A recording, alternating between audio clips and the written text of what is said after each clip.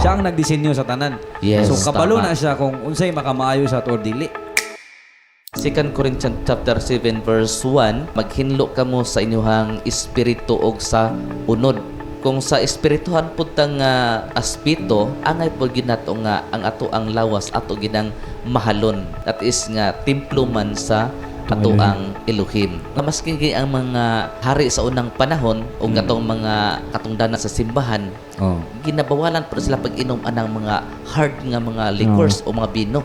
During sa pista, nagbaligya sila og mga kanding diya sulod mo to gipanglintuwad niya so tungod kay wala siya ganahi paglantaw ni adto kay ang balay siyang amahan giunsa kuno sa mga tao. Nga naman pasudlon kuno diha ang ruwak ni Abayawe. Natuman ang 1 Corinthians chapter 6 verse 19 nga templo.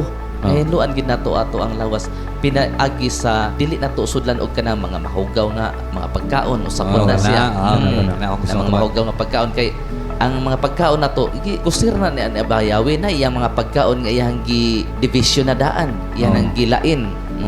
So dili nato siya supakon kay iya namang gipasabot na daan nga katong mga dili angay kanon dili gito angay nato kanon nga isulod itong lawas.